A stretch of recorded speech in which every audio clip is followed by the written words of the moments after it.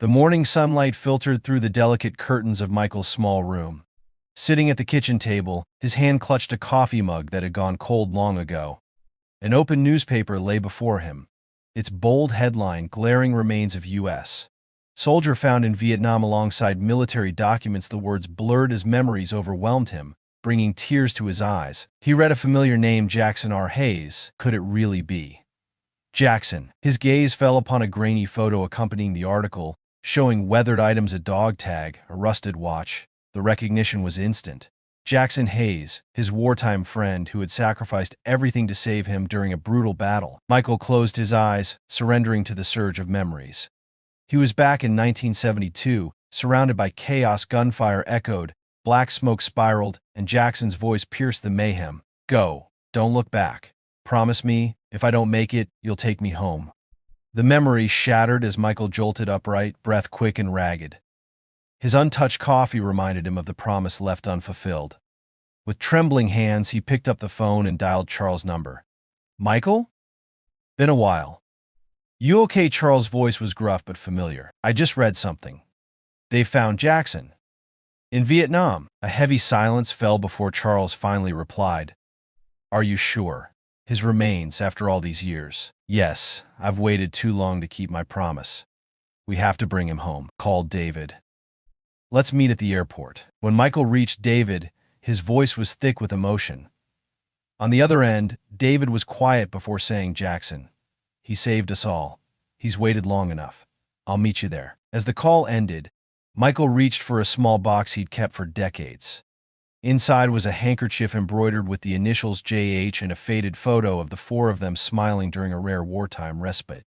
These mementos were more than memories. They were a testament to their friendship and the promise they had sworn to honor. "It's time. Jackson, we're bringing you home." Michael shut the box, his eyes filled with a mix of hope and determination. For the three veterans, this journey wasn't only about a friend, it was about confronting the past and fulfilling a sacred vow. Their reunion would serve as a poignant reckoning, bridging the gap between war's haunting shadows and the closure of finally bringing their comrade home. The bustling international airport was alive with hurried travelers. Announcements over the intercom echoed steadily, blending with the cacophony of footsteps and lively chatter. Charles, wearing his old military uniform adorned with gleaming medals, walked slowly through the main entrance, his eyes scanning for his two old friends. In his hand, he carried a small, weathered suitcase and leaned on the wooden cane that had accompanied him for years. When he spotted Michael, his comrade from years past, seated in the waiting area, Charles smiled faintly. Michael rose to his feet and embraced him without a word. These two aging men, who had once faced death on the battlefield, now sought comfort in each other's presence. David arrived last. Tall and broad-shouldered, he hurried into the waiting area, pulling along a worn black suitcase.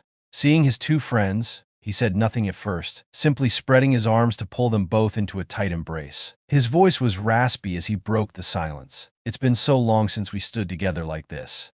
But it's still not complete. Jackson's not here yet." Charles nodded, gently patting David on the shoulder. "We'll bring him back. That's why we're here today." Michael looked at them, his eyes brimming with emotion but tinged with worry. "Do you think everything will go smoothly? You know, people don't always treat us well these days." David frowned. "We don't need their approval. We just need to complete this last mission for Jackson." The three veterans made their way to the check-in area. Their faded uniforms, battered suitcases, and weathered faces drew curious, sometimes judgmental, stares. As they passed, whispers followed. "Are those guys really veterans? They don't look like it. Look at them. Probably just trying to get attention. Here we go again with the special privileges. Who knows if they even deserve them?" A man nearby shook his head. "Why are they wearing those uniforms anyway? This isn't some memorial service." A young woman, covering her mouth with her hand, whispered to her friend, loud enough to be heard, "Looks like they're fishing for sympathy. Look at those shabby suitcases." Hearing this, Michael tightened his grip on his suitcase, murmuring under his breath, "They don't know anything. Let's just keep moving."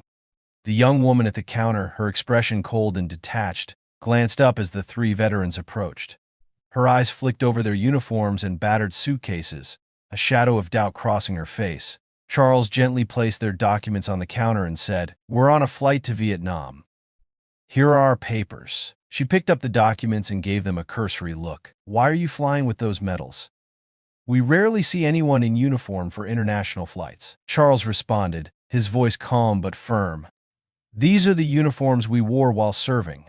We're traveling to Vietnam to bring home a fallen comrade." The clerk raised an eyebrow, holding the documents longer than necessary. Turning to a colleague nearby, she muttered loud enough for the veterans to hear, "Do you think they're really veterans? Or just faking it for special treatment?" Her colleague, a younger man, glanced at them and shrugged. "Better double check. Anyone can claim they're a veteran these days."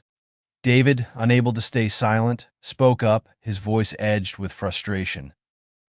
"Do you think we're imposters? These medals are real. We gave our lives for this country." The clerk looked at David, her tone flat. "There's no need to raise your voice. This is just standard procedure." She continued examining the documents for a few more minutes before finally saying, "Your papers seem fine, but we need to verify some additional information. Please wait over there." Charles frowned. "Our documents are perfectly valid." "Why the delay?" The clerk shrugged. "It's the protocol. If you're not happy, you can speak to the manager." Michael, his voice low and steady as he struggled to contain his irritation, asked, "What exactly are you questioning?" "We've provided everything required," the clerk replied coolly. "It's my job.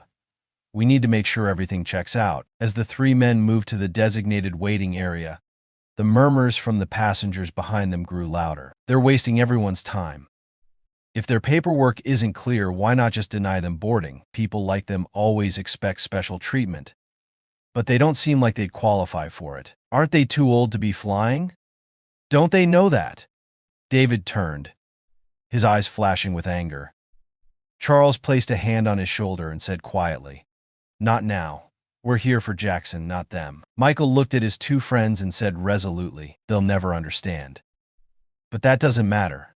We know who we are." The three veterans approached the baggage inspection area. A middle-aged security officer eyed them from head to toe, his expression filled with suspicion. Gesturing to a younger colleague, he whispered something before stepping forward. "You're veterans?" he asked. Charles nodded slightly, maintaining his composure. "That's right. In that case, we need to inspect your luggage." "Open all your suitcases for inspection," the officer said. Michael frowned, his voice calm but firm as he asked, "We've already cleared check-in and our documents are in order. What reason do you have to inspect our bags?" The security officer shrugged. "This is standard procedure. We need to ensure there's nothing unusual." David, his frustration barely contained, stepped forward. "Unusual? What do you think we're carrying?" "These are personal belongings, not contraband." The security officer remained unfazed, responding with a cold tone. "We're just doing our job. If you don't cooperate, we'll have to detain your luggage." Charles stepped closer, his gaze calm but piercing. "Fine, inspect the bags. But be careful with what you touch. The items inside are not just possessions. They carry the memories and honor of a soldier who gave his life for this country." Without responding, the officer began rummaging through Charles' suitcase. He pulled out a small wooden box, opening it to reveal medals and a yellowed handwritten letter. Michael, standing nearby, clenched his fists, his breathing heavy as he watched the letter being handled carelessly. "Please," Michael said, his voice trembling, "be careful with that. It's the last letter Jackson wrote before he died." The officer glanced at the letter, his indifference palpable. "This item will need further inspection. It might not be suitable for travel." David, no longer able to contain his outrage, spoke, his voice thundering with emotion. "What's wrong with you? This isn't something you have the right to rifle through. It belongs to a soldier who died so we could stand here today." Charles placed a steady hand on David's shoulder, gently pulling him back. "Calm down, David. Don't give them the satisfaction of seeing your anger. They don't deserve it." After thoroughly inspecting each of their suitcases, the security officers found nothing suspicious. A younger officer leaned over to whisper to his superior, "There's nothing unusual. We can't hold them any longer." The superior frowned slightly, then turned to face the three veterans. "All right, you can go. But next time, make sure not to bring anything that might cause trouble." Michael locked eyes with the man, his voice cutting like ice. "Trouble? All we've brought is the honor and loyalty we owe to our comrade. But it seems that's what makes you uncomfortable.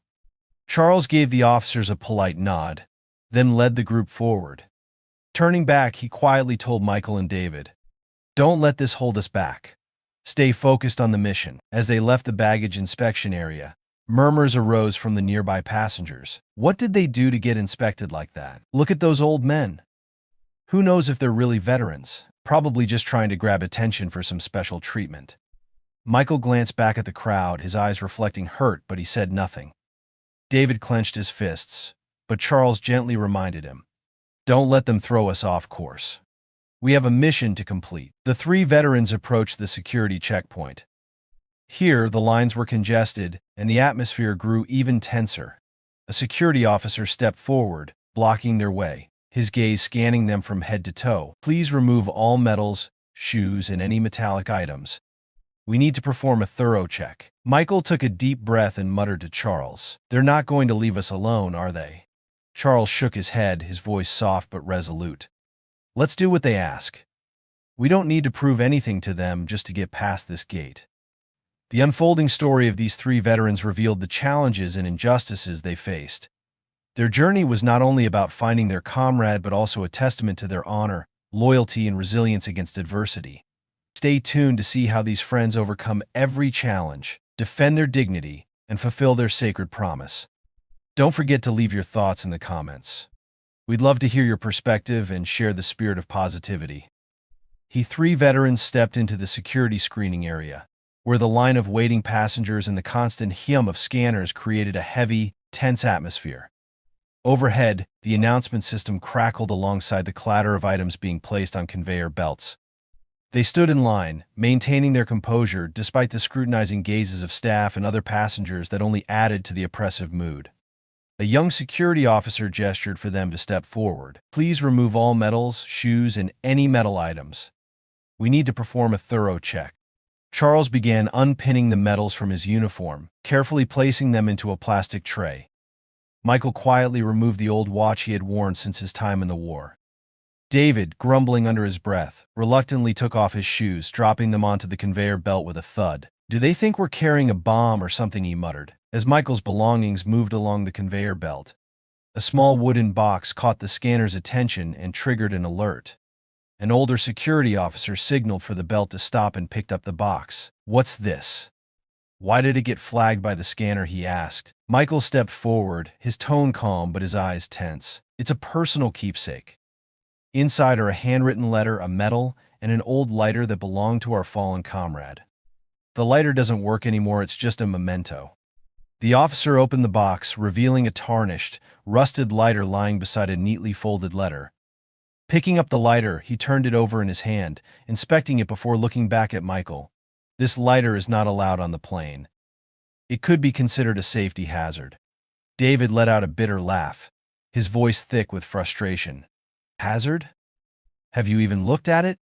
It can't even light anymore." Ignoring David's protest, the officer continued, "We can't be sure. This is a security issue. The box will need to be confiscated for further inspection." Michael stepped closer, his voice shaking with a mix of anger and pain. "This box holds everything we have left of Jackson. He gave his life to save us. Please, don't treat it like it's just some worthless trinket." The officer remained impassive, signaling to another staff member for assistance. Another security officer approached, taking the box in their hands and stating firmly, "We'll need to hold on to this to ensure the safety of the flight.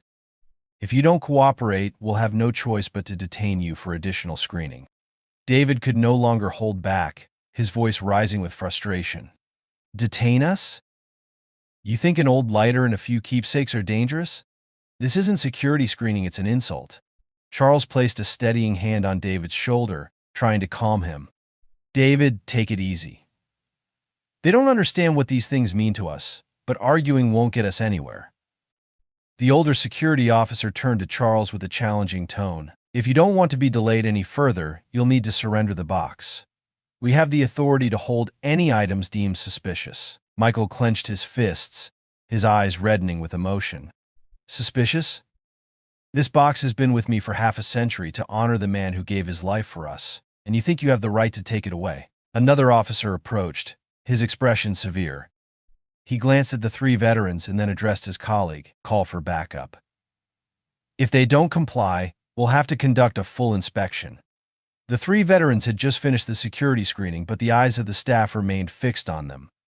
A senior manager had been called to further review, and the men were asked to stop before entering the waiting area. The manager, a stern middle-aged man, stared at them intently. "We've received reports that your luggage and personal items exhibit unusual characteristics. Before allowing you to proceed, we'll need additional time for another round of checks."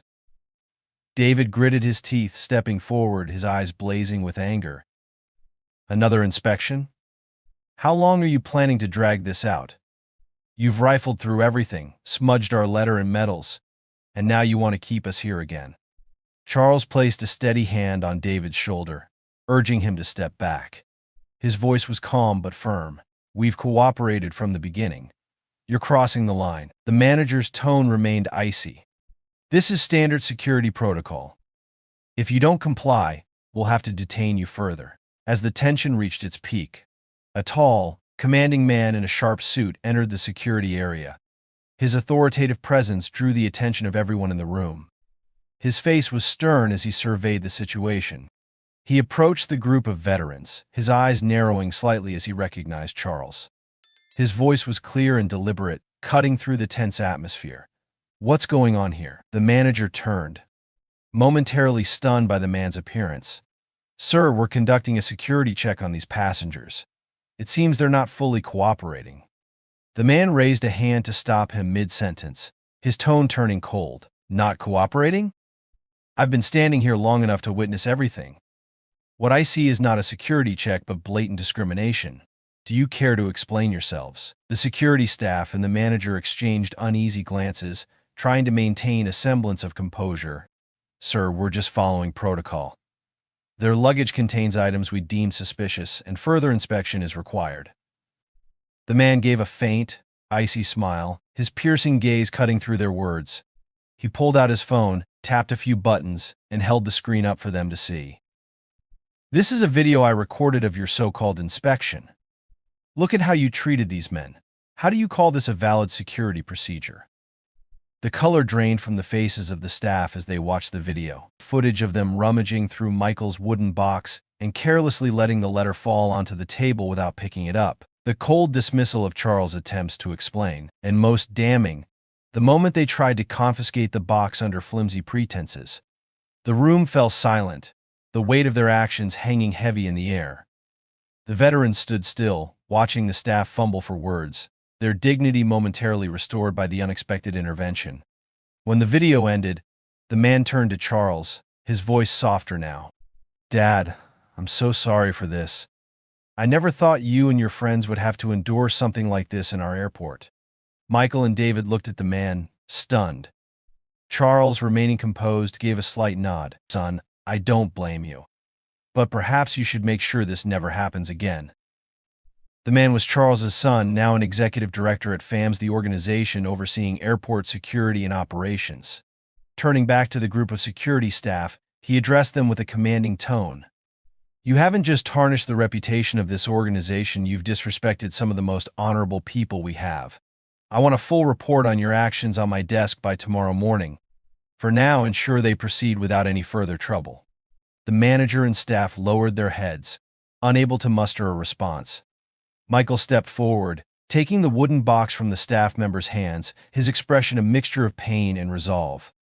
"You can take anything you want, but not this. This belongs to someone who gave his life so you could stand here today." David, still visibly angry, stared straight at the manager. "Do you have any idea what it feels like to be doubted, to have your dignity trampled on? After giving your life to protect this country? I don't think you do." Charles placed a reassuring hand on both Michael and David's shoulders, pulling them close. "Let's go. We still have a mission to complete." The three veterans walked on toward the waiting area, while Charles's son remained behind, his piercing gaze fixed on the security team. Before turning to leave, he addressed the manager one last time. "This is the first time I've witnessed something like this, and it will be the last." Michael sat down and carefully opened the wooden box, his fingers gently brushing over Jackson's handwritten letter. His voice, though choked with emotion, was steady. We kept it safe, Jackson. Now it's our turn to bring you home. Charles smiled faintly, placing a hand on Michael's shoulder. He'd be proud of us. David let out a long sigh, his eyes still reflecting anger. Maybe they'll never understand. But I'm not doing this for them. I'm doing this for us. The three men turned their gaze toward the gate leading to the plane, knowing they had overcome one significant challenge, but that their true mission was still ahead. The three veterans stepped onto the plane, leaving behind the tense security area. They found their seats, stowed their luggage in the overhead compartments, and settled in. Michael gently placed the wooden box on his lap, running his fingers over its surface. David leaned back in his seat, letting out a deep sigh, while Charles maintained his usual calm demeanor. A flight attendant approached, bowing slightly with a warm smile. "Gentlemen, thank you for flying with us. If there's anything you need, please don't hesitate to let us know." Charles nodded in appreciation. Michael spoke softly, his tone layered with meaning. "At least here, they don't treat us like troublemakers." David, his eyes closed, muttered, still carrying remnants of frustration. "Maybe so. But I can't forget what just happened." Charles placed a reassuring hand on David's shoulder. "Leave it behind. Jackson is waiting for us. That's what matters." As the plane took off, the steady hum of the engines filled the cabin, and the three men sank into their own thoughts. The wooden box on Michael's lap felt like a bridge between the present and the past. He closed his eyes, allowing his memories to take him back to the brutal days of war. Jackson's image appeared vividly in their minds. The youngest among them, he always carried the old lighter and an unfinished letter to his family. During an ambush, when their unit was surrounded, Jackson had thrown himself into the line of fire, shielding them and taking the fatal bullets meant for his comrades. Jackson's voice echoed in their ears. "Go. You have to live to take me home." Michael took a deep breath, tears quietly streaming down his face. Charles turned to him, speaking gently. "He was always the strongest of us, and today we'll fulfill that promise." David gazed out the window, his expression distant. "For years, I've thought that if I'd been faster, stronger, maybe he wouldn't have had to sacrifice himself. But maybe. He made that choice long before." Charles responded, his tone firm. "We can't change the past, but we can make sure his sacrifice wasn't in vain." The plane landed safely at Tan Son Hat International Airport in Vietnam. The three veterans descended the stairs, their eyes scanning the surroundings, their hearts heavy with a mix of emotions. This land, where they once fought, now carried an entirely different meaning. The three veterans were greeted by a local team and escorted to a facility where remains were stored. A specialist presented the artifacts recovered: a dog tag, a broken watch, and fragments of bone. As soon as Michael saw them, he broke into sobs, unable to hold back his emotions. "Jackson, we finally found you." Charles placed a comforting hand on Michael's shoulder, tears streaming down his own face. David, though trying to maintain a stoic exterior, couldn't hide his red, misty eyes. The specialist confirmed, "We've conducted DNA analysis. This is indeed your comrade. He's been waiting for you for a very long time." Back at the U.S. airport, Charles's son, the FAM's director, called an urgent meeting with all the security staff involved in the earlier incident. Those who had inspected and harassed the veterans were immediately instructed to switch shifts and report to the conference room. Standing before his team, his gaze sharp as steel, the director held the video footage of the entire ordeal. Without allowing any excuses, he began playing the video. Every disrespectful word, every careless action, and the way they handled the wooden box was laid bare for all to see. When the video ended, he looked at them, his voice cold and authoritative. "Does anyone here want to explain why you thought you had the right to treat men who gave their lives for this country like this?" A younger staff member stammered. We were just following security protocols. The lighter in the box could have been dangerous." The director cut him off, his tone razor sharp. "Dangerous? A non-functional, rusted lighter? Or perhaps it's your narrow-mindedness that's the real danger here." An older staff member attempted to justify. "We didn't mean to. We were just trying to ensure everyone's safety." The director raised an eyebrow and stepped closer. Ensuring safety by tearing through their belongings? Dropping their letter and medals? Humiliating them in front of a crowd? This wasn't protocol. This was a disgrace. Faced with undeniable evidence, the staff began to lower their heads in silence. Some expressed regret, One younger employee, voice trembling, admitted, "We were wrong. We didn't realize who they were. I'm truly sorry." The director turned his back on them, his voice as sharp as a blade. "Your apologies won't erase the humiliation they endured.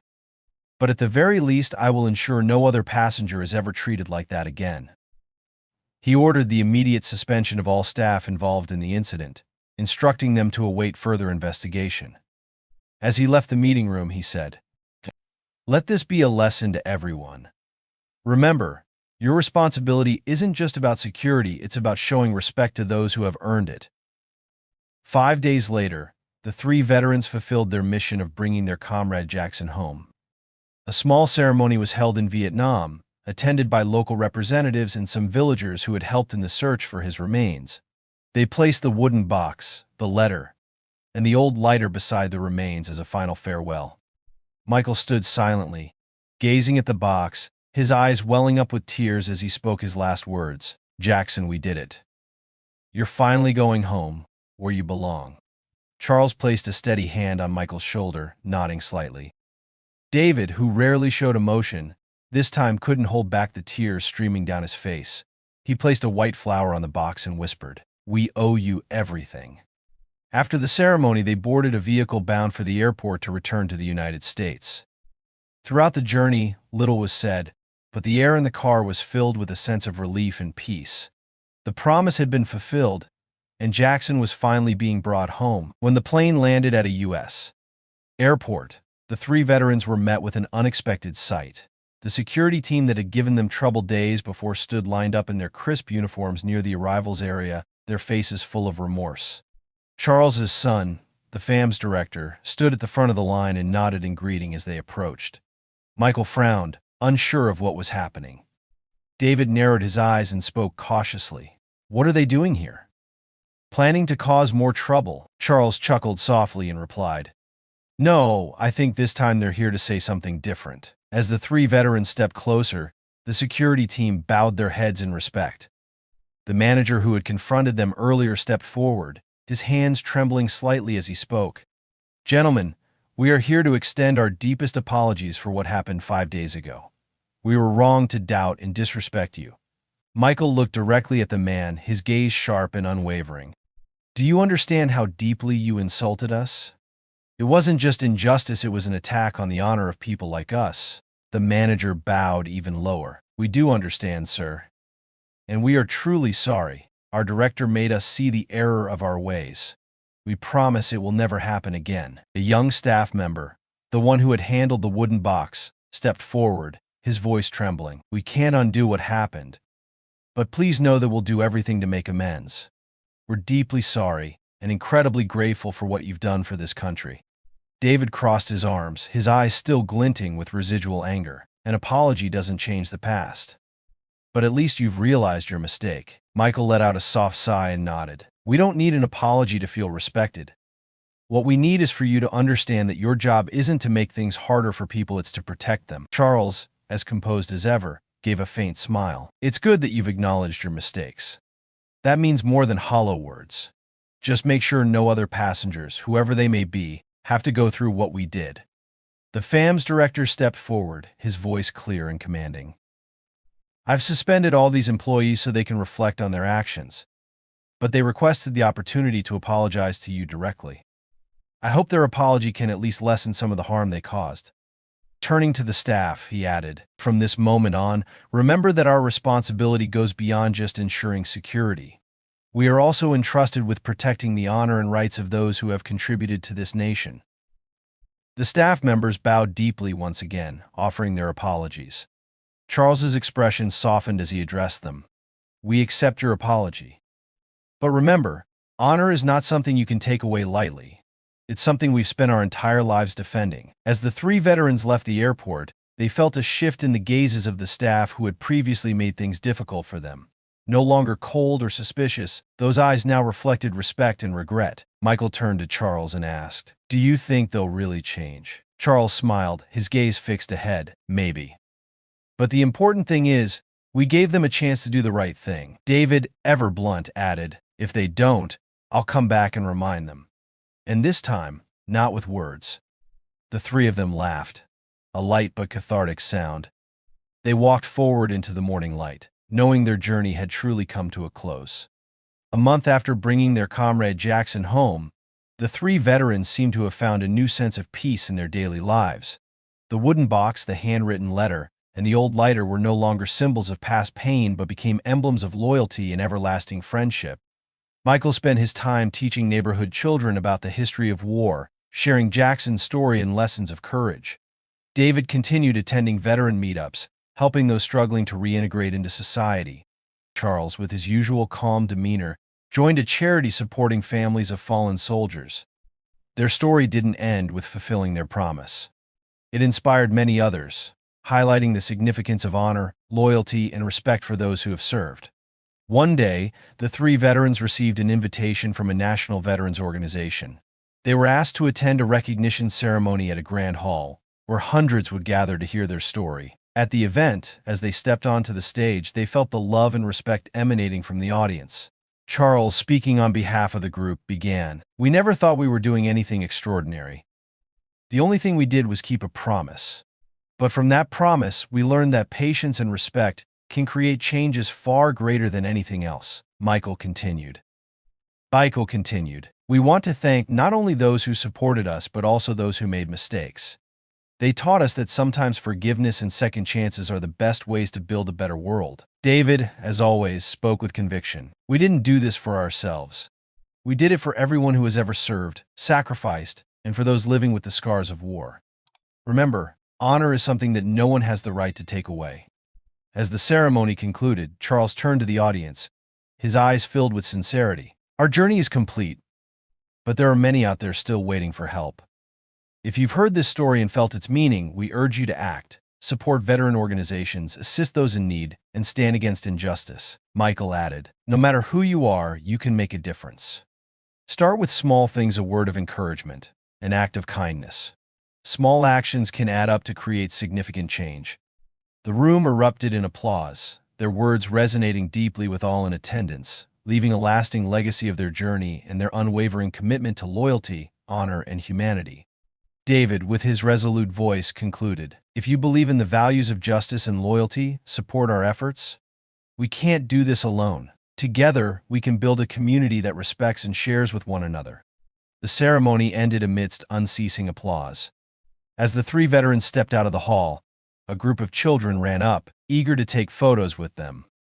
A little girl took Michael's hand and asked, "Grandpa, can I grow up to be like you?" Michael knelt down, smiling warmly. "If you always keep your promises, respect others, and live with kindness, you'll achieve even more than I ever could." The three friends walked away, their steps slow and steady under the setting sun. They knew this journey was not just an ending but a new beginning, a beginning of deeper, more significant changes. The story of these three veterans stands as a testament to the power of loyalty, forgiveness, and the will to inspire change. We hope this tale not only moves you but also sparks a call to action. Share this story to spread the message of respect and fairness, and follow our channel to join us in sharing more inspiring stories. Your support motivates us to continue creating meaningful content.